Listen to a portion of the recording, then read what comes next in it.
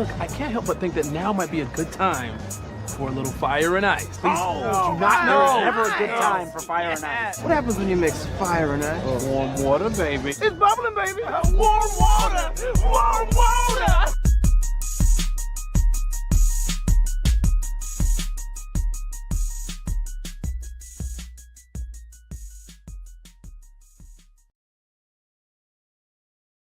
We are back like we never left. Mike Tipton, Brandon, the Iceman Cone, hanging out with you here on a Saturday afternoon. Fire and Ice, back after a small little break that we took. Just a tiny little one.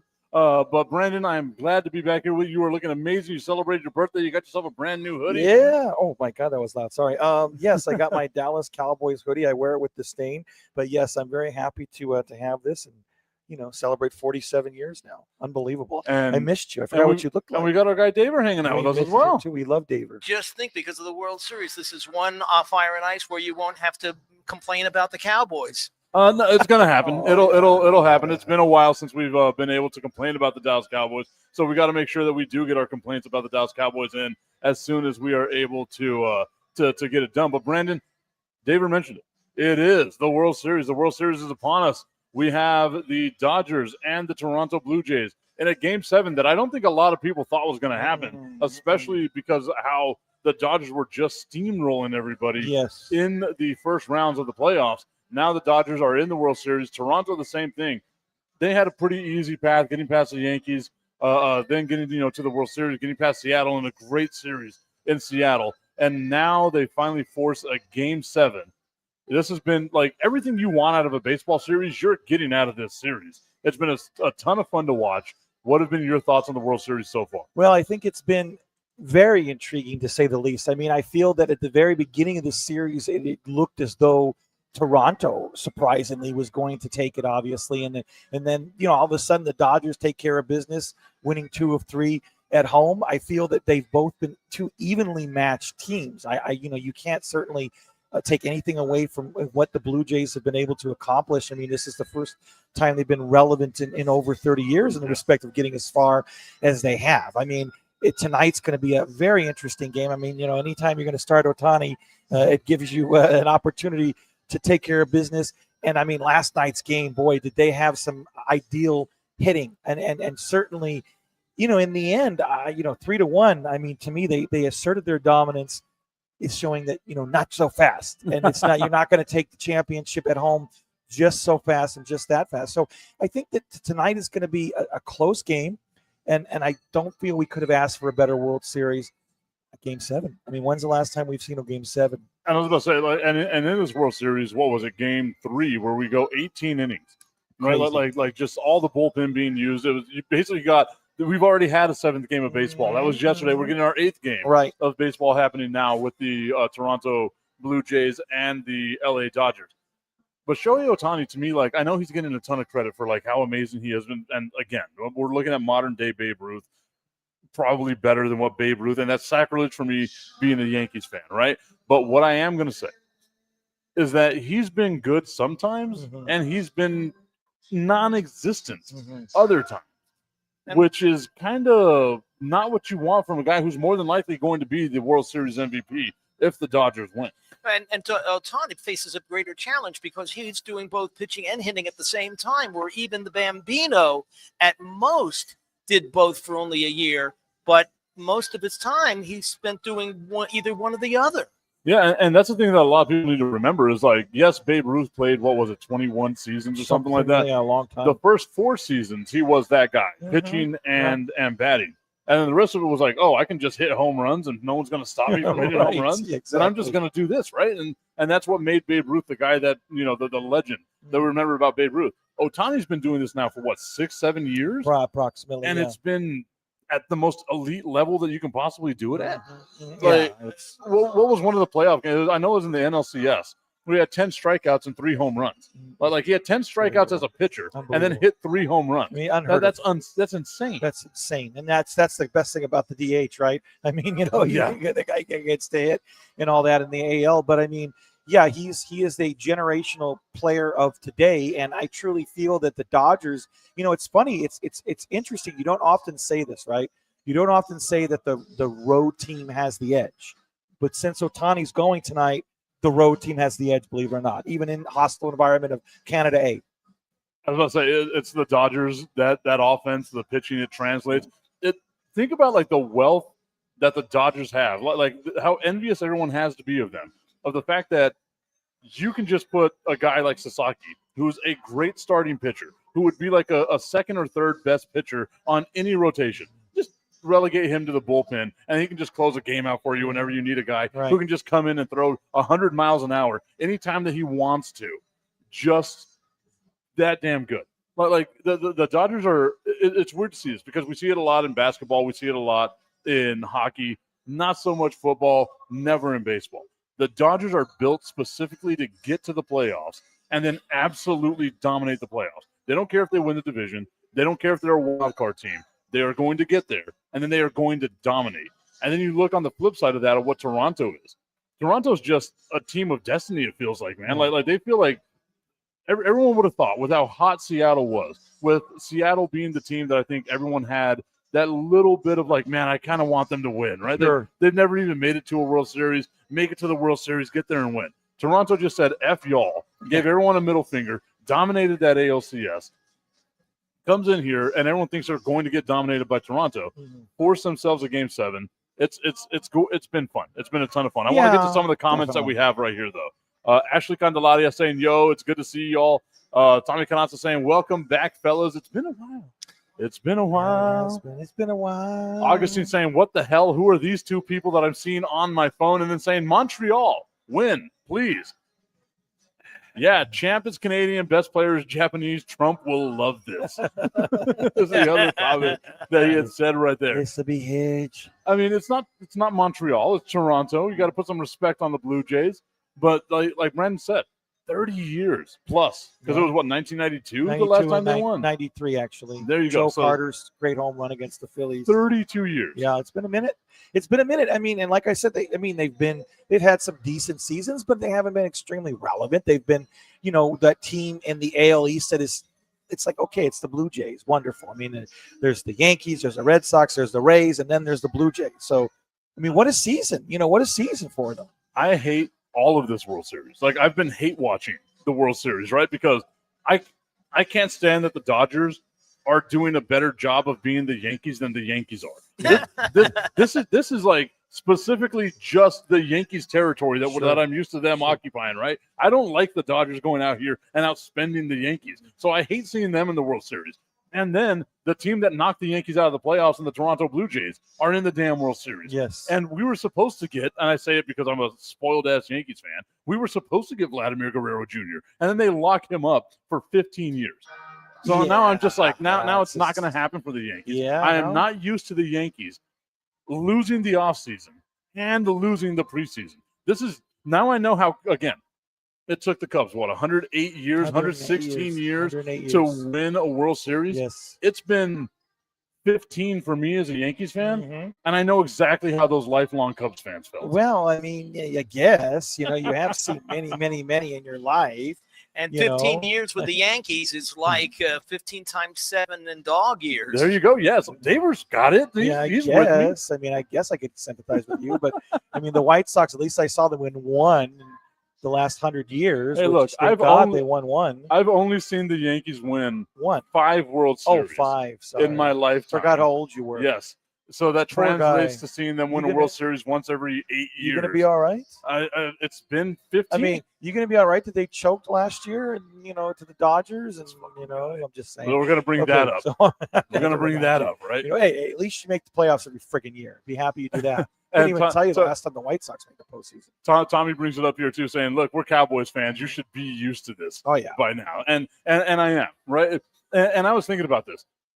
I'm glad that we're doing a show right now because this is the most wonderful time of the year. It is. I believe Tuesday was the sports equinox. It was. Where we had basketball, we had hockey, we had Major League Baseball, and I guess it was Monday. It had to be Monday because we had Monday Night Football. Yeah. Then Monday or Thursday, one of those 2 days. College. All at the same time. Yeah. Everything at the same time. UFC, two big UFC events. This is the most wonderful time of the year. It's great. You can't beat it. It's wonderful. And if it wasn't for the San Antonio Spurs, I would be in such a massive depression because the Yankees are an absolute disappointment. The Dallas Cowboys are a dumpster fire. I think I did, one game? Or no, we haven't even done a game this season. No. Where we've been able to, vent about the Dallas Cowboys. It has been festering inside my body as I yell into the damn microphone and almost blow our ears out. It's been festering inside my body. What this team has been doing to me here. I watched the game on Sunday as they got absolutely destroyed by the Denver Broncos, stone cold sober. Yes. You know how shitty it is to watch your team just get their shit pushed in on a regular basis by the Denver Broncos and you're sober? At least you could be like, I was drunk. Yeah. Right? But you were sober the whole time. I mean, silver lining is they play Arizona this week, and Arizona doesn't have their quarterback, so Murray's out. And they'll find a way. The Dallas Cowboys will find a way. They're going to make – who is the backup quarterback for – is Jacoby Brissett. Yeah. They're going to make Jacoby Brissett look like the second coming of Tom Brady. They're going to be like, Brissett throws for 400 yards. He goes nuts. The Bam, whatever the hell his name is, Knight, I think his name is, the backup running back, 150 yards, 3 TDs. I mean, the way that defense is so piss poor. But they didn't need Micah Parsons. They don't need Max Crosby. They don't need any of those guys. You and I will play D-line. Yeah. No, that's what it's going to be. That's basically who they have playing D-line. Is the three of us as their defensive linemen. Terrible excuse for a defense. Seriously. And the fact is, and again, I say this 1,000 times, it feels like one of those I told you so moments. Dak Prescott, when healthy, is a top 5 quarterback. Absolutely. And we are seeing that right now in the NFL, right? The number one offense in the NFL is the Dallas Cowboys. As insane as that sounds. And the worst defense in the NFL is the Dallas Cowboys. Is that a sense of irony or what? But the thing is you kind of came into this season thinking to yourself, there's no way. There's no way they're going to be 500 because the record won't allow them. What do? They tie a game with Green Bay, and now they have the possibility of being 8-1 with the perfect 500 record. That is what the Dallas Cowboys. Hey, at least Green Bay hasn't lost this year. At least we're the only one to tie them. I guess that kind of. Green Bay has one loss. They lost to the Browns. That's right. They did lose to the Browns. I was thinking about that. It's going to be 1-1. Is that what they are? Yeah, 5-1. It's going to be one of the most inexplicable things that you can see with how good Green Bay is, with how it's as amazing as they've played, that you lose to the Browns and the following week tie the Dallas Cowboys. But it's funny because we still can't beat them at home. No. We still can't beat them. At least you didn't lose. Hey, you tied them. Yeah. You tied them. I mean, baby steps. Baby steps. What do you want here? Eventually, maybe we won't lose there, next year or whatever. 25 years down the road, they'll be able to beat the Green Bay Packers in Dallas. The catch will count. The Dallas Cowboys are. It's so frustrating to watch them. I mean, how do you have such a tremendous offense without? I mean, and Eberflus, you hire him as your defensive coordinator. And granted, yes, they don't have the ponies necessarily, but damn, he's just not a great defensive coordinator. I don't think. Wasn't a great head coach. Again, I told you it's been festering inside my body for months now, right? Well, we're in week 9? Yeah. Is that what we're going into? Week 9. Week 9, November 1st. And I questioned it whenever it happened. Why on God's green earth did they hire Matt Eberflus? Doesn't make any sense. Like Brian Schottenheimer, I will genuflect. I will say he's done a great job. He's been really good. But Matt Eberflus is absolute dog shit. It's a bad decision. And I got no problem saying that at all. No, you're right. How bad do you have to be fired on Thanksgiving? He is that guy. Yeah, he is the guy that got fired on Thanksgiving. That's him. And we hired him as the defensive coordinator for the Dallas Cowboys. That's the Cowboys for you. Will they make any moves by the deadline? Probably not. I mean, I think Jerry's content with the shit defense that he has, and it's going to continue to be pathetic the rest of the year. And the thing is that the Dallas Cowboys have assets that they could trade away, and it doesn't even have to be players. They have draft picks. They have draft capital that they could trade away. I would have loved to have seen them draft or not draft, but make the trade for Max Crosby. Like it was in the room. I hope it does. And I'll tell you why I don't think it's going to happen. I don't think it's going to happen. Myles I Garrett. hope I'm wrong. Well, I just think because it's like, hey, you unload a generational player, okay, in Parsons. Why in the Sam hell are you going to then go after a guy? And I know you're struggling bad defensively, but then are you really going to give up the assets to get another guy where he's going to have to pay him a boatload of money as well? I mean, to me, it just doesn't make a lot of sense from a Jerry perspective. Well, from an us perspective, it does make sense. Yeah. Well, Jerry had the best answer for that. The reason he's taking all these risks is he's the gambler. Yeah, is he? God, I feel like whenever that stupid ass documentary came out, and again, I started watching that documentary, and I was like the happiest guy in the world, Yeah. reliving childhood, right? Like Yeah. anytime you can go back to the nostalgia of what your team was whenever you were a child, especially if they were good, it was great. amazing. And then as it got towards the end of that show, I was hate watching every second of it. Yeah. Just being like, I can't stand this man. But like, just do something. And now and you saw it as soon as it was over. You're like, oh, that's going to be. He gave himself a nickname. Yeah. He's the gambler He's now. the gambler. Yeah, well, you're such a friggin' gambler that you can't gamble on a good defense. I mean, you gotta make one of the stupidest gamblers in history too, right? You're such a good gambler that you gamble on losing Micah Parsons. I mean, that's just. And But you know what they say? A gambler, a great gambler wins at a 56% clip. So I mean, he might be the best gambler of all time. I guess so. I mean, like I said, not from a defensive perspective at this point. Unfortunately, it's been rough. And it's not going to get any better. It really isn't, and you know it as well as I do. Tommy Canazza saying is Jerry will never admit that he effed up. No, I think that was the thing, right? Like Jerry, this offseason, we saw people called his bluff twice, and Jerry lost. Yes. And the clear and obvious one there is Micah Parsons, right? And the fact of the matter, I think what's so frustrating for me as a Cowboys fan, and for most Cowboys fans out there, is that you heard that Micah Parsons was willing to extend the olive branch prior to being traded. Now, obviously, that came out of Micah Parsons' camp. It might just be doing whatever it is to save face, right? Like, I don't want Dallas to hate me. This is what I tried to do, right? But the fact of the matter is you looked him straight in the eye, and you blinked. Yes. Jerry traded him away, didn't get much in return. No. And then the second aspect of this is he thought that he was going to be able to keep Mike McCarthy. Mm-hmm. He was like, no, Mike McCarthy's not going to leave at all. Mike McCarthy's going to be my puppet, this and that. Mike McCarthy grew a spine, gave the middle fingers to Jerry, walked out of that damn stadium, and then they were forced to hire Brian Schottenheimer after the coaching window for everyone else. Exactly. Jerry has blinked twice here. Twice this has happened to him in this offseason. And we are seeing the fruits of that labor or mislabor, whatever's happening with the Dallas Cowboys right now, with how bad this team is. The games they win are by the skin of their teeth. Yep. The games they lose are just absolute blowouts. Like they're not even competitive. Abysmal. And the thing is, how do the Giants almost beat the win at Denver, right? Give up a 33-point lead or a 32-point lead, whatever it was. But yet Dallas can't be more competitive with the quarterback and the offense that they have. I mean, is our defense that piss poor? That's a rhetorical question. Well, and you know what I mean? And that's the thing is like some of the teams that they've lost to. Whenever you look at the Dallas Cowboys, okay, you lost to Philly, that's the defending Super Bowl champion.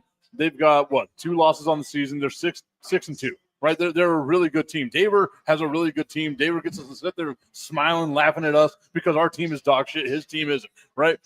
Then you look at losing to the Broncos. I have the Broncos as the best team in the AFC West. Team. You lost to a good team. I feel like that's not going to be the case. The Broncos winning the AFC West with how I'm seeing Kansas City play right now. Coming around. Kansas City's back. It is terrifying that the Kansas City Chiefs are healthy right now. They are back, But then you have that inexplicable loss to the Carolina Panthers of all teams, where you made Bryce Young once again look like he's a competent quarterback, and any half-ass solid defense makes Bryce Young look absolutely terrible. Mm-hmm. The Dallas Cowboys are just bad. Like they're built bad. Terrible. And the irony, you want to hear the definition of the word ironic was, who is the one that saved the game in against Green Bay at the end? Micah Parsons, where he makes that tackle, or else Dallas would have finally beaten them. And that was his biggest contribution, really, that whole game was that. And I will say this, like and it's going to feel like I'm talking out of both sides of my mouth. I still stand by the fact that I don't think that trade really changed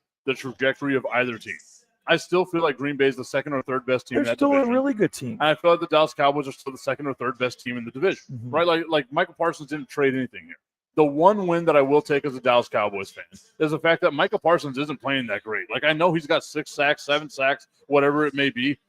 It's not great. Like he's been missing a lot of tackles. I think he finally just this week got into double-digit tackles, which is insane for someone of his talent to barely get 10 tackles in 8 games of play, which is, or I guess 7 games of play. But you've got to, Tommy's saying it right here. If you had anybody that can generate any kind of pass rush, we're talking about this team being okay. Yeah, and Tommy's saying that they could have beat Philadelphia. Sure, they could have beat Carolina. They should if have. they just They had should've. a little Should bit have of a beaten pass Green rush. Bay. Yeah. So ultimately, you look at it in the NFC, and as far as I'm concerned, there's nobody that's that dominant. I mean, sure, Detroit is good, they're beatable. Tampa's good, they're beatable. Green Bay is good, they can be beat. I mean, name me one team in the NFC that's just, oh my God, they're foolproof. I mean, sure, Philly's good, but anybody has their kryptonite in the NFC as far as I'm concerned. And that's the thing with Philly. I think Philly's only had one game where they came out and established their dominance. It was his most recent game, right? Yeah. All the rest of these games have been extremely close and frustrating. If you're an Eagles fan, Yeah. you've got to be frustrated by it because you've got an amazing team. Yeah, for sure. You've got one of the most unstoppable plays in football. You have a great defense, again. And yet somehow, some way, it feels like they're just inventing ways to make teams stick around. Like maybe they're bored and playing with their food, and they know that they can just turn it on whenever they want to. But you don't want that mindset in the playoffs. And Philadelphia's a playoff team. And look at two of those wins, right? Like whenever you beat Tampa Bay, it was by the skin of your teeth. Whenever you beat the Rams, you had to have a blocked field goal get ran back all the way to the end zone in order to pull that off, right? Yeah, of course. So you could easily be a 4-4 team instead of 6-2. And there were cases there that could have been made. And obviously you are what you are. Like this is all about what ifs and everything. But there was the possibility that the Eagles right now, had they lost to the Cowboys in that game, It would be like 4-3. they would be 3-4. 3-4, yeah. And the thing is that, again, their offensive line hasn't been as dominant as last year. They lose more as their OC. And obviously Barkley, we talked about how difficult it would be to have the kind of season he did, last year. But of course, the last game he was back to being Barkley. I mean, hopefully it's consistent, especially for a fantasy perspective. But I mean, the long story short of it is, yes, that this team is good, but they're not great. They're not great like they were last year. And even, you look at of course, they are a very well-coached team as far as I'm concerned. But obviously, from a quarterback perspective as well, I think there's chinks in the armor. I don't even think they're a very well-coached team. I just think they're a team that has overwhelming talent that wins in spite of how bad Nick Sirianni is. Nick Sirianni and his stupid face, that mouth breather. Like, it's one of those faces you just, like, if you saw him on the street, right into the face. Like that's exactly what you would do. In the face. In the face. In the face. Just rearrange that stupid face, make it look not as dumb. Yeah. Right? Like, I can't stand Nick Sirianni. I like the Eagles. I think that they are, if they can get all on the same page, right? Like the A.J. Brown thing that's going on with them, where A.J. Brown is just unhappy no matter he's what. He's not being used. I mean, but that's not the case. Like, even going back to the Minnesota game, which is the one right before this past week, what was it? 8 catches, 2 touchdowns, 140 yards. And you're still complaining? Yeah, and that's just a prima donna there for you. He shouldn't be bitching after that kind of a game. And I understand he hasn't lived up to his Pro Bowl ability. I mean, the way he's been in the past. I mean, he's been a shell of himself. There's been games where he's had like 1 or 2 catches. And to have that type of a receiver, that's just unacceptable. Augustine says you both don't look happy doing this show right now. You need to change the subject. No more Cowboys talk. Okay. Sounds good to me. Let's talk about the Patriots. This team. Yeah, right? I mean, they're I can't even. No, they're playing well. They're decent. playing well. But you like you were talking about in the NFC, there's not a team that you could look at right now and say this is the number 1 title contender. Right. But I feel like you can say that about all of the teams. Mm-hmm. I'm still putting Kansas City up there. Yeah. What we've seen from Kansas City since Rasheed Rice came back, since Xavier Worthy came back, since they got healthy, it's something. They are a terrifying team. They are a terrifying team, absolutely, and they're only gonna get better and better. Their defense is great. Mahomes, the way he's playing, even Kelsey, everyone was like, oh, he's washed up shit. He's one of the best tight ends in the NFL nowadays. Still, running game. I believe overall he's number 2 in receiving. He's up there, man. I mean, it's insane. He has had a really good season. He's had a couple off games, but he's been really great, and he's still Mahomes' man. Even with Ray Rice, even with Hollywood Brown, even with all the weapons they have, he's still the man over there. He really is. And the running game has been good. I mean, not as good as in the past, but obviously Pacheco is going to be out. He's got the injury, the MCL. But I mean, Hunt's been doing a good job. They have that rookie kid. He's pretty good. Yeah. So, yeah, Kansas City's probably the best team in the AFC, believe it or not. Tommy Canato says our Thanksgiving is ruined. For those that don't remember, the Kansas City Chiefs are going to Dallas on Thanksgiving. Yeah, they are healthy. Yeah, they are looking good. I've been watching these things. It's like a Bleacher Report has these little cartoons that they make, and it's about like gridiron heights and stuff like that, right? And one of the things they had was Patrick Mahomes dressed up as Freddy Krueger, and it was like, you've been sleeping on this guy, and he's going to murder you in your dreams. It's the Chiefs. I mean, I hate to say it, but, let's face it. They had a slow start. Great. I mean, last year, nobody thought they were going to make it back to the Super Bowl as shitty as they were playing and the close games. And that. Don't ever sleep on Kansas City. When you have a generational quarterback like that, one of the greatest of all time, you can't ever say they're out of it. They really aren't. If you have a quarterback that can get a come-from-behind victory in 13 seconds in the playoffs, that means you've got yourself one hell of a quarterback. Buffalo's still hurting from that. Yeah. Patrick Mahomes is that guy. And they're still better than Buffalo. They'll beat Buffalo this week. Mm-hmm. Well, you know what? They'll probably lose. I take that back because they always lose in the regular season. But then they come back and win when it matters. Because Buffalo has been a disappointment. I mean, Buffalo is good, but they're not great.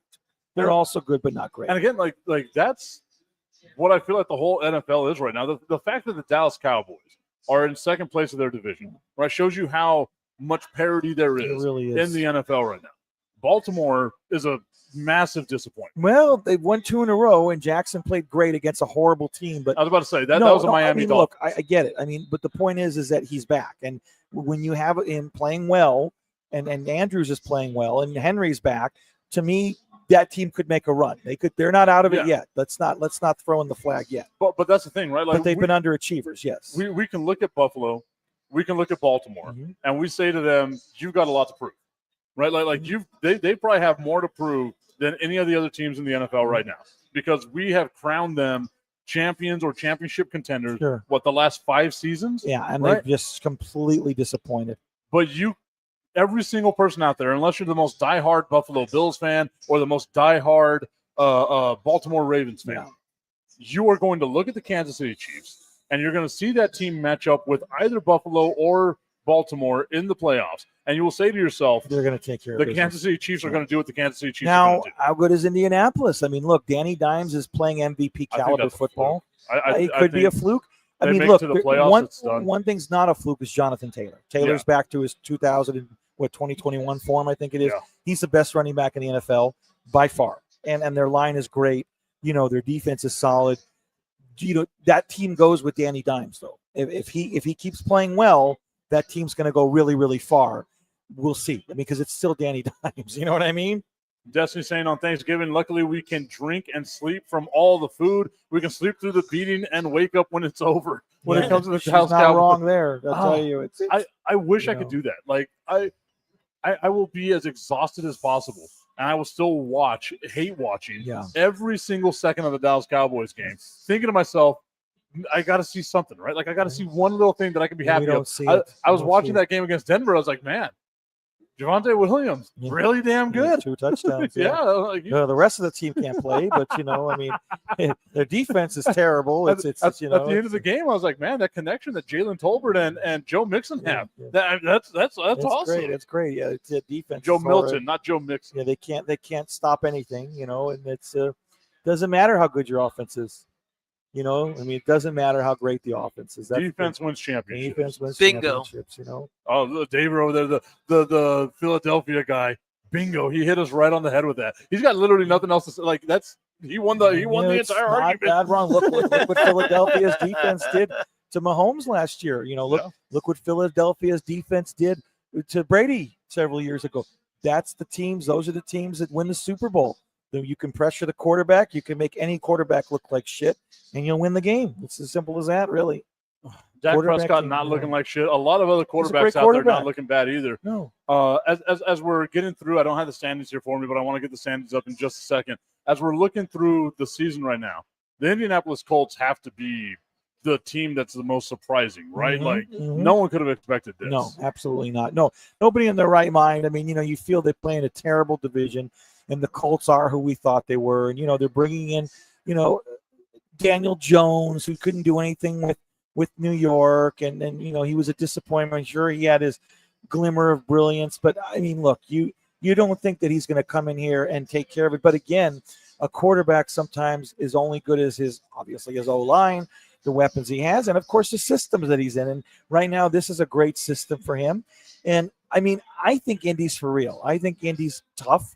I feel that, I don't think they're good enough to beat KC. I'm going to say that right now, but I still think they could make a deep run in the playoffs. I believe in that team, believe it or not. Looking at the standings right now in the AFC, you have the Patriots leading the AFC West at 6-2. The Bills 5-2 in second place over there. The Dolphins and the Jets basically out of it. The Dolphins 2-7. The Jets 1-7 right now on the season. In the NFC North, the Steelers 4-3 on the season. The Bengals in second place here at 3-5, tied with the Ravens, who are also 3-5. And the Browns still somehow got a chance at this division. I thought, again, I need to apologize, right? Because I thought the AFC North and the NFC East were going to give us some great football to watch. And it has been an absolute disappointment on both of those right now. Complete but the Browns are 2-6 on the season and are just 2 games out. 2 games out of winning that division. Then you go to the AFC South. The Colts are 7-1. The Jaguars, who I chose to pick the division, are 4-3. So I got to have them get hot at the right time. The Texans are 3-4, kind of disappointing. The Titans 1-7, more or less where we thought they would be. In the AFC West, which is, again, this is a fun division to watch. The Broncos lead the way right now at 6-2. The Chargers and the Chiefs are tied at 5-3. The Chargers have the tiebreaker due to the head-to-head win in the second game of the season. Remember that. And then the Raiders bringing up the rear at 2-5. And San Diego, Super. I still call them San Diego, but now LA. I mean, they're good. I'd say right now they're good. I mean, you have to admire. First of all, McConkey's finally playing like he should. Hampton's still out. Imagine when he comes back. I think after the bye, he's supposed to come back. And that great running, the Vidal kid, I think his name has been a great substitute. Look, you think about it, and defensively, they're very strong. The Chargers are. And how about that tight end, the Amarian kid? His name's escaped me. The kid that's been blowing it up the last 3 weeks. I picked him up. Let me find his name. You remember who I'm talking about here? Who? The kid that's been blowing it up. The weird last name. God something. The tight end. Here, I got him on my team. Godson the second. Omari. No, you don't know who he is. I do not. This kid here. He's got a strange. Aronde. Dude, how did I say his name? Never mind. You had a weird one there. You were not anywhere near Aronde Gatson. I will give you that. You were nowhere in that neighborhood, my guy. Okay. So, anyways. The kid's pretty good. He's good. He's got like 3 games with obviously touchdowns. And so, I mean, San Diego's clicking on all cylinders right now, and they can beat the Chiefs. Yeah. And when do they play again? Probably in a few weeks. That's going to be a good game. Do, but that's the thing, right? Like, in KC, that first game. That first wasn't game, that an international game? That was in Brazil. That was the first game of the season. So then, where do they play next? I will have to look at the schedule. I believe that Kansas City was the home team there, so they'll be playing in LA. Yeah. But I just want to get to one of the comments over here. Ashley Candelaria letting us know that she loved Davers bingo, a fellow Eagles fan. They're just laying the hammer out there. They're at Kansas City week. So it's going to be in Kansas City week 15. LA was the home team. Our guy, the Crooked Commish, tuning in from Phoenix over there with the Chicago Clubhouse Network, saying, "Yo, what's good, guys? Glad to see you again." Money Mike saying, "What's up?" to Tommy Cananza in the comments section as well. What's good, Crooked Commish? Hope that you're having yourself a fantastic day. I told him, as a Bears fan, he's a Bears fan. Yes. I told him that win against the Dallas Cowboys going to turn around the season for the Chicago Bears. You weren't wrong. And I am taking all the credit for it now. It's not the Bears. It's not Ben Johnson. It's not Caleb Williams. Yeah. It's none of that. It's this guy right here. Yeah. I am taking my wins where I can this football season because we all know damn sure I ain't getting any wins from the Dallas Cowboys. No, you're not. No, you're not. And I'll tell you what, that really has changed everything. That has changed everything. And granted, they took a little step back with the loss at Baltimore. But I tell you what, they're defensively, the Bears have been very strong. Williams, he's got his moments, but they have been playing much better. They've been impressive lately. They really have been. The Bears are, to me, they're a fun team to watch, right? And that's always what I kind of look at going into the season is what teams do I think will be fun to watch. I thought Cincinnati would be fun to watch, even though I thought they would be bad. Without Joe Burrow, not so much fun.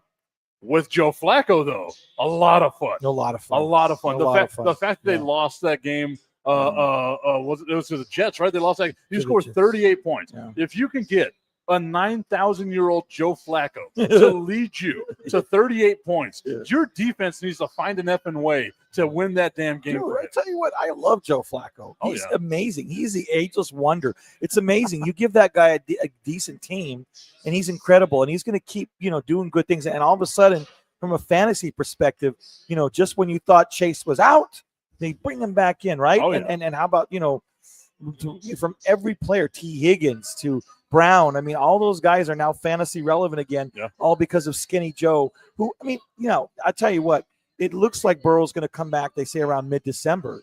And, but nevertheless, the guy's going to be there another month or so, right? Well, the fact of the matter is that you're not out of it. No. Like, you still have a Not chance at to win this all. division. No. Pittsburgh's in charge of this division with a 4-5 record right now. 4-5. 4-5. Come on. You're 3-5. What's Cincy 3-5? Yeah. So you have the opportunity. Baltimore 3-5. Yeah. So everybody's there. You got a chance Everybody's here. got a chance. Just tread water. Get to where you need to be. You could win this, win a could couple win of the games division. here. You win that division Yeah. in Cincinnati with a healthy Joe You bring Burrow. Joe Burrow Nobody back. wants to see. Nobody wants to see you. And Burrow is coming back. He's already said, "Hey, I'm coming back." I think he had injury. He had didn't he have surgery on the toe, on the turf toe? So I mean, mid-December, you figure he comes back, and boom, just in time for the potential postseason run. As I continue to apologize for like my transgressions and things like that, once again saying that I thought the NFC East would be fun to watch, which it's just not. Yeah, Washington disappointment. I told y'all Washington was going to take a step Daniels, back. the sophomore slump, and he's been injured a lot. But even when he's played, he hasn't looked as sharp as he did last year. I told y'all. You know what? I hate to admit when you're right. You're a schmuck. One of the few Once times in I a got while, you're a schmuck, but once in a while you're right. Right? He's a schmuck. But hey, sun shines on a dog's ass every now and then. Anyone can win the lottery. Anyone can win the friggin' lottery. You're right. You argued in the preseason, Daniels, and I said he's going to be great. I love him. They're going back to the Super Bowl or going to the Super Bowl, and you said you're the one that's wrong, Iceman. And boy, just like that. Like that. That's exactly how I said something to that effect. You told me I was an idiot. There were no superlatives added at all. There may have been a few. I'll go mic check. I'll look back at the tape and see what happened. Yeah. But again, as I continue like my apology tour here on what I'm doing on the show, I have to apologize to like Sam Darnold because I didn't think that the Seahawks would be anywhere near this good. Yeah. I thought giving that kind of money to Sam Darnold was just going to be a terrible idea. Thought the exact same thing with Danny Dimes, but he didn't get the $100 million contract he's up for a big that contract Sam Darnold next year. got, right? Yeah. They're good, man. Darnold's a very good game manager. Now he didn't blow it up the last game. I guess it was against the Texans, but you know what? Yes, they are good. They are very good. They're very impressive. I mean, they got the 1-2 punch. Charbonnet, Walker, best receiver in the game right now. And Jigma, best receiver in the game, in my opinion. And I mean, it goes without saying that Darnold has not made a lot of mistakes. He really hasn't. He's been, look, he did something with Minnesota last year for a reason. And say what you will, but Minnesota's shit without him. Yep. They really are. Big step back for the Vikings, okay? And their defense has been really solid as well. We all know Seattle's traditionally has a good deal. Seattle's a very dangerous team. They really are in the NFC. That's the team I forgot to mention. Whenever you look at Minnesota, I came into this season thinking that they were going to be one of those teams that didn't matter who your quarterback was. They're going to look good, right? Yeah. You got all those weapons, a ton of weapons. You got Aaron Jones, Jordan Mason. You got Justin Jefferson, they right? Like Jordan Addison. They look terrible, right? Like you got all this talent that any quarterback would love to have. Yeah. And J.J. McCarthy and Carson Wentz have made them look bad. Just bad. No bueno. And it makes you wonder how Sam Darnold, of all people, got them to 14 wins last year. I mean, again, a quarterback can make all the difference in the world. And certainly, the receivers are only as good as their quarterback. I mean, Jefferson hasn't had, Addison hasn't had the season. Jones hasn't. And Jones was out so many games. He just came back and he's used sparingly at LA where they lost. But, I mean, it's been a huge disappointing season for Minnesota, don't you know? And I don't think they're going to turn it around. I really don't. They're in too tough of a division, obviously. Yeah. And again, I got laughed at the beginning of the year. I said Detroit was going to be number one. They're great as usual. I think that Green Bay and Chicago were going to flip at 2 and 3. I think Green Bay is going to be the number 2 here, and Chicago's going to be the number 3 with a chance to get into the playoffs. I genuinely think Chicago's got a chance. 3 teams from that division make the playoffs. Yeah. Because, we know that the Rams are going to be in, the Seahawks. We know that Philly's going to win that division, and I think Dallas is not going to make the playoffs. That goes without saying. Tampa Bay, obviously, they'll win the South. There's nobody else from the South. Is everybody? But Carolina's playing better, but I don't see them making the playoffs. No, I think this is a fluke, it's a very, very realistic possibility that 3 or 4 teams from the North make the playoffs. Yeah. Tommy Cananza saying, I told you all Washington was a mirage. Washington will always be trash.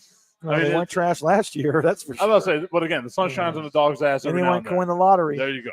No, Washington is just, look, again, you don't have your quarterback most of the year. I mean, he's been out, 3-4 games at this point. I think, is he playing? He is playing on Sunday night against Seattle. And you got to go with Marcus Mariota.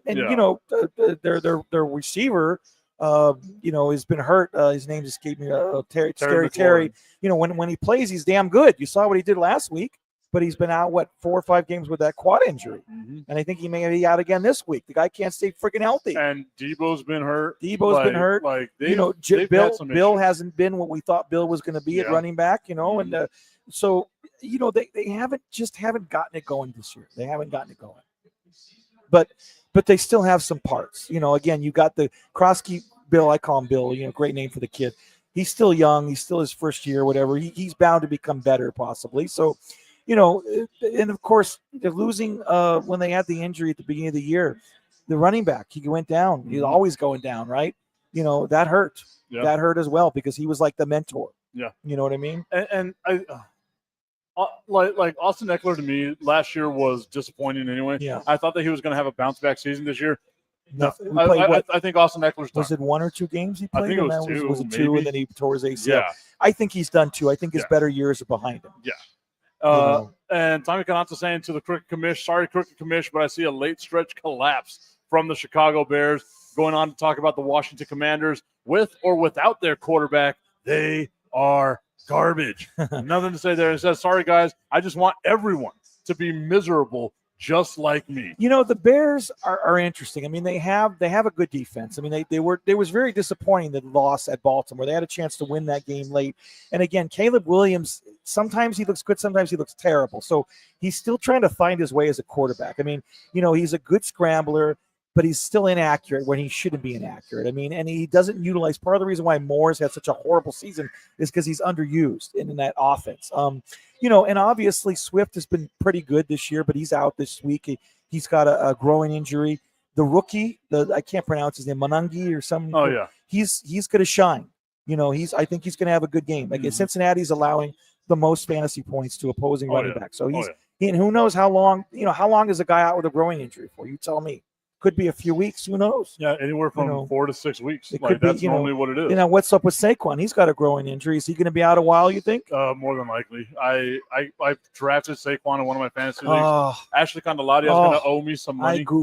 I goofed. So Ashley said that she thought that Saquon was going to be able to do better than what he did last season. I drank the freaking Kool-Aid. We put $100 on this game. Yeah, well, she's going to lose. She's going to owe me some money. And I'll tell you what, I goofed, and I'll tell you why. Because in my keeper league, I had the number 1 overall pick, non-PPR, and I took Saquon. I could have taken Gibbs, but I'm schmuck. I said, oh no, Saquon's going to have a great year. And it's not been terrible, but it's not been great. Even if it wasn't the 2,000-yard season.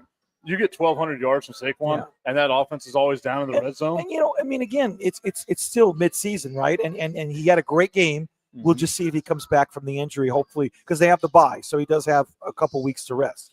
Standings in the NFC: the Eagles lead the NFC East 6-2. The Dallas Cowboys second place in the division at 3-4-1. Also, the first season that the Dallas Cowboys had a tie-in since 1969. No kidding. The Washington Commanders, 3-5 in third place of the division. The Giants, their season's done with Cam Scadaboo being out. They are 2-6 that's a killer. On the season. That's a killer losing him. In the NFC North, the Green Bay Packers 5-1-1. The Lions 5-2. The Bears 4-3, and then the Vikings 3-4. They could make things interesting, but more than likely not. McCarthy, rather. Then you got the Tampa Bay Buccaneers leading the way in the NFC South at 6-2. The Panthers are 4-4. The Falcons are 3-4, and the Saints are 1-7. The Saints are done. They are just they are bad. Like everything with the Saints are bad. And the thing with the Saints is it doesn't get better. It gets worse because they are in salary cap hell for the next 4 years. Yeah, they don't have a quarterback. That's for and sure. no to say the quarterback. least, you know. Then in the NFC West, you have the Seahawks and the Rams tied at 5-2. The Seahawks with the tiebreaker leading the division right now. The 49ers are 5-3, doing better than I thought they were going to be. Oh, yeah. I mean, look, they haven't had their quarterback all year, but Jones has been a great supplement there. And, you know, when Purdy does come back, we know how good he can be. And their offense has been clicking on most cylinders except for last week, but they played the Texans. So, and the Arizona Cardinals are 2-5, ending or in last place in that division. If you had any stock in Arizona, you had oceanfront property. What's Marvin Harrison done? He's done shit. It's you know, it's too early and then to say you lose this, Connor. but he looks like a bust. He looks like a bust, and you lose Connor early. You know, you got some good running. Trey Benson, you know, when he comes back off of IR, will be good. Murray's been a disappointment. Murray has. I mean, you know, he's not been a bust. I wouldn't call him a bust, but he hasn't lived up to his potential, right? How can you not call Kyler Murray a bust? I mean, he's been in the NFL now for 7 years. 7 years. You know, and they've made the playoffs once. Yeah. No, he's not ever like he's not. He's not the number one overall draft pick. That's for sure. No, he is. I know he's not. He hasn't played like it. Is what I'm saying. And that's I know he is. But like his and Tommy's probably going to hate me for this one because I don't think Jameis Winston, you can call him a bust. I say that jokingly, right? If you look at it statistically, Jameis Winston not a bust, but as a quarterback leading the way, huge bust, right? Bust, yeah. But they're like Kyler Murray is going down that Jameis Winston route. He's always hurt. Yeah. He's always hurt. At least Jameis was there. And the thing is that, you know, in big situations, he has crumbled like a clay statue too, as well. And to me but I still think that, you know, there's room for hopefully improvement even after 7 years now. Now, again, you know, it sucks not having a decent running game, and it's tough having a bust at what did they draft Harrison at? 3? Yeah, 3 overall. And he's been terrible. I mean, he's been at a couple good games here, but he has not been. You know, they do have a great tight end, though. I mean, that's, you know, I love that kid. He's good. McBride, he's great. He's one of the top 3 in the league. But their defense is atrocious. You know, they're just not that good. Again, that's the thing. If anyone had any stock in the Arizona Cardinals, you were drunk. You're drunk. Yeah, because that division, I still think the LA Rams are the cream of the crop of that division. I think that Sam Darnold and Seattle are going to fall back to earth. But shit, I've been saying that since last season. Yeah. Whenever the Vikings were, we got to give Darnold his love. Yeah, he's a good quarterback. I mean, he's, you know, again, it's about the system you're in. Okay, the Jets, that's not a system for anybody. Yeah. Let's face it. Yeah. You know, and he has proven now with Minnesota and of course Seattle that he is a good quarterback. Yeah. I won't take that away from him. I like Sam Darnold. Think about this. In New York, just a couple of years ago, they ruin everybody. They had Daniel Jones on the Giants, and they had Sam Darnold on the Jets. Yeah. And somehow, some way, they screw it. They were like, those quarterbacks are absolute garbage. Let's just ship them off. Let's get Justin Fields. One team is 5-2. Yeah. The other team is 7-1. Yeah. But like, it is insane. Let's get Justin Fields, the guy that either gets you 50 fantasy points or 2. You know, it's like he's either a Super Bowl MVP or the worst quarterback in the league. He's like Jekyll and Hyde all over again. And then the funny thing is they try to bring in the I can't remember their backup's name right now, and he's hurt. Tyrod Taylor. And then of course, you know, Fields plays great. So now he's probably going to start again after the bye, right? Ironically. But again, you got to take that. I get it with a grain of salt. The Jets won their game. Oh, they're so bad. It was against that horrendous Cincinnati Bengals defense. They're so bad, dude. The Jets are a joke. What a joke. You know, But I mean, you kind of expected them to be that way. It's the Jets, man. I mean, you know, it's the Jets. And what are you going to do? Yeah, I mean, I don't think anybody would have thought that the Jets were going to be some sort of world. Yeah, I'd rather be a Cowboys fan than a Jets fan. Oh, so no, 100%, 100%. At least we're not living that particular hell. Hey, man, they always said Super Bowl 3. They always got Joe Namath, Joe Willie Namath. You know, I love Joe Namath. He guaranteed a victory before all of us were born. Dude, well, maybe David. Great. David, what year were you born? 1955. Yeah, so it was 67. They won it, right? I think 69. Was it 69? Yeah. Yeah, that makes sense because the first Super Bowl was like 67, right? Yep. So yeah, that was great. And Don Maynard played for them, so you have to love that local hero. Yeah. So yeah, Don Maynard from the University of Texas at El Paso. Let's talk about our Miners. UTEP, they lose again, but it was at least a competitive loss. I mean, it was a competitive loss. I mean, they had their, you know, They 2 were in the game. touchdowns. They were in the game. I- Hey, our boy Jaden Wilson got an interception. Yeah, Did you there see we go. that? Yep. He played well, actually. Yes, he's been doing really well. good. Yeah, he's a good kid. Friend of the show, awesome We guy love as him. well. We love Jaden. I will say this.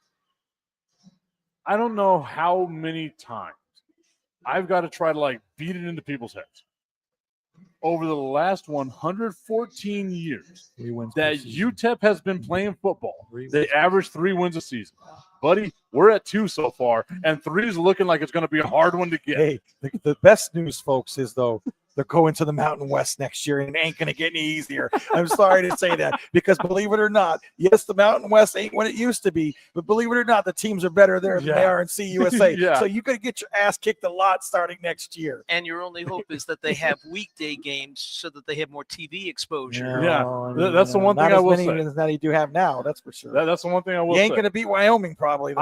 I love the UTEP Wednesday and games. Laramie, you know, These UTEP Wednesday games have been like giving me a little bit of life. Yeah. I get to watch. I don't have to worry about them playing at the same time as Texas Tech and or anything like that. I get to watch UTEP on a Wednesday. Yeah.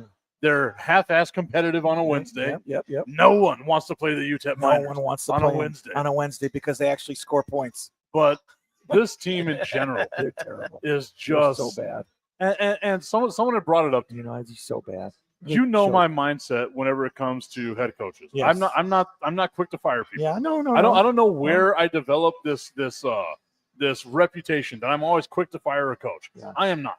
Someone had brought it up. Do you fire Scotty Walden as you go into the Mountain West? And to me, the answer there is unequivocally no. No. Right? Like this is only year 2. You got to give them 5 years. Yeah, you That's got the to rule give of them his thumb is run. give someone 5 years. I mean, look, if they go winless 3 years in a row, then you fire them. But if you 5 years, you give them, and if they're still garbage, then it's time to part ways, right? Yeah. I mean, and in that 5th year, you can see the writing on the wall. Of course. And right? I mean, now it's finally, his team by year 2.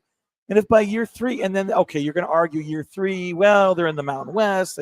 You got to make that you get acclimated to the new conference and the new opponents and yada, yada. All right. If by year 4 you're winning 3 games a year, then as you noted, the writing's on the wall. Yeah. It's time to say, c'est la vie. You know what I mean? And to me, it's like, I think the fans, and it's weird saying this as a Dallas Cowboys fan, I think the fans need to just dial back the expectation. Yeah, of course. I don't understand where UTEP fans develop this whole, like, we are entitled to win X amount of games and win bowl games. When they haven't won a bowl game my entire life, they've won a bowl game in Daver's lifetime. They haven't won that bowl game since 1967, and the bowl they won was at home. Yeah, right. So it's not like it's a real bowl game, right? Like, hey, they beat Florida State. They did. I mean, then wasn't Burt Reynolds on that team? that should tell you all you need to know. I love Burt Reynolds. Isn't he an actor? He was an all actor. you need to know. Yes. I beat the team with Ronald Reagan on it. I don't know. I mean, I feel that, every year we predict this is going to happen, and it happens. And then we tell everybody, hey, we told you so. And now there's 20 people in attendance at the Sun Bowl nowadays. It's terrible. Jesus, it's terrible. We went to the homecoming game. There was a lot of people at the homecoming games last one, but there's always a lot of people at your homecoming game. It was just not great. Ashley was asking, why did they bench Malik? Is Skylar better? And she says she cannot make it through a full game watching them. I mean, is he better? No, but Malik did live up to his potential of being one of the top players in the country a few years back, right? Whenever you're and again, I say it this way, and it's not me being a jerk or anything like that. You can be a 5-star recruit, but there's a reason why UTEP would get a 5-star recruit as a transfer. Absolutely. It means he's not living up to the when he could have went to a top 25 program or a program that's just worth a damn. And not only that, look, is he a decent quarterback? Maybe, sure, but look at the program he's coming to. Look at the players around him. Look at the coaching staff. I mean, you could be the greatest quarterback in the world, but again, if you don't have the ponies, you're going to suck. Yeah, I mean, it comes down to that. Tom Brady was 500 in Michigan and couldn't even crack the starting job. Right, exactly. So, you got to have some players to work with. Yeah, and I think that's the most frustrating thing with UTEP is okay, you don't fire the coach. Unequivocally, you cannot fire the coach. Not after 2 years. No, give him a full. But the rah-rah bullshit is great, and until you do 2 and 6, it looks good, right? Yeah. It looks good to get everybody jacked up and you're jumping on the sideline. I love the energy. but it needs to translate to wins. Yeah. You know what I mean? It Yeah. needs to translate to wins. Yeah, no, and So- that's the bottom line. At the end of the day, and I think Scotty Walden will tell you that as well, right? Like none of that matters until you have a W in the scorer column.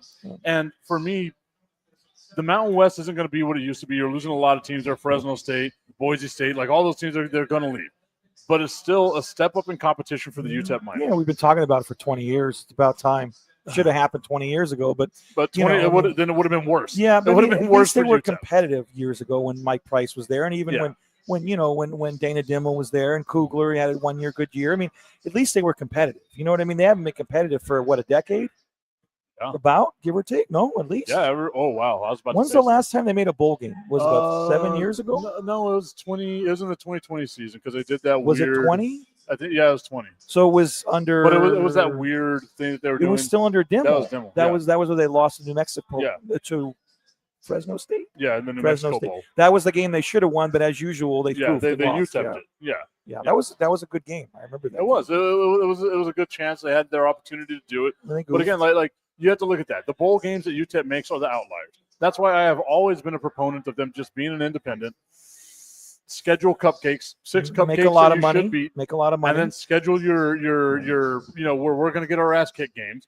Get to 6-6, make it to a bowl, and who knows? Maybe and something win will like happen. an MSU. Yeah, Win- that's all you win got to do. 2 bowl games. I say within the all last- you got to do. It's a lot. Easier said than done. And beat good teams in bowl games like the Motor City Bowl that they won. Remember that they won against a good. I can't remember who they They beat. beat but Auburn. Auburn. I mean, NMSU is it's NMSU is we are who they thought they're, but their quarterback's playing for Vanderbilt now. Was it Vanderbilt? Yeah. And yet, come on now, Vanderbilt's playing Texas right now. And granted, they're getting their asses kicked, but they were 7-1 coming into the game. They're not even showing the freaking. How are we in El Paso, Texas, and they're not showing the 34-16 ass kicking? How about Texas? Texas is all of a sudden hot. Texas They're about to weird beat me, the man. 9th ranked team in the nation. They beat OU. So, I mean, Texas is all of a sudden playing good, Texas is a bipolar ass team. like us, Yeah. especially you. But, I mean, here's the thing. Texas is getting hot at the right time. They are, because they're going to make the playoff with these big wins. That's 2 top 25 victories now. The first loss at Ohio State was a bad one, but, That's lose to a top 3 team. That's the You know what I number mean? one team in the Right, defending champion. Right, exactly. Again, I'll never understand how you have the defending champion as the number 2 team. Yeah, that was weird. It was so weird. But, I mean, Texas is getting good, and Arch Manning is playing well. Better. So that's in better. Better. Yeah. Oh man, what a far cry for UTEP, where they were playing hard against Texas and they only lose by 17 to Texas, and then you lose by 14 to Kennesaw State, and we all know the vaunted Kennesaw State football factory that is. Aren't they in Georgia? Yeah, Georgia. Sorry. I was just gonna let you keep singing.